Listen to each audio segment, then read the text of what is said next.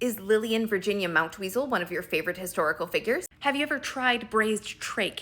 Would you describe yourself as esquivalent? And have you visited a paper town? Probably not, because all of these things are traps set by publishers in books, maps, and other written works. Before large-scale text analysis and control find, checking for plagiarism was a much more grueling aspect of publishing and copyright. The solution? Hide fake information inside a legitimate source so that you can easily check if your work has been reproduced illegally. When these are planted in dictionaries and encyclopedias, they're usually called fictitious entries, fake entries, or nihilartikels.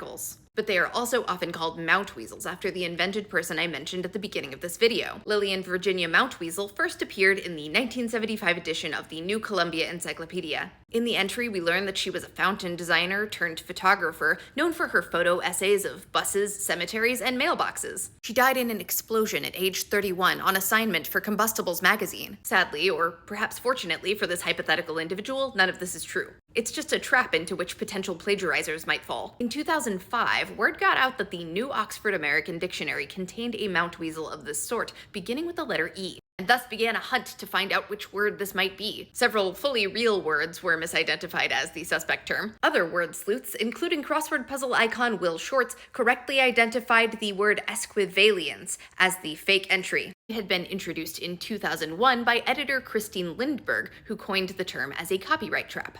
But this isn't just limited to dictionaries and encyclopedias, and sometimes it's not about copyright necessarily. In the 1970s, the US Army surveyed soldiers about their preferred foods. To see if people were paying attention and filter out careless responses, they included 3 non-existent dishes in the survey. Funnestrata, braised trach, and buttered ermel, or ermal, appeared on the list soldiers could choose from. None of these were real foods, though ermal is an Albanian men's name, so let's hope we don't like to eat him buttered. But respondents to the survey still ranked these dishes above lima beans and eggplant. Since then, Funnestrata has been used as the name of a racehorse and is part of the name of a real Michigan restaurant. In the world of map making, fictitious streets and cities and geological features have many names: Cartographer's Follies, Trap Streets, Paper Towns, and Phantom Settlements, just to name a few. In at least one case, an imaginary location became real. Algo, New York was originally a fictional hamlet invented for maps produced by oil and gas company Esso. Then, however, a real general store called the Algo General Store was opened in that location named after the map. Later, publisher Rand McNally developed a map designating Algo as a hamlet, and when Esso went after them for copyright infringement, they were able to avoid a negative judgment because the hamlet had effectively become real. I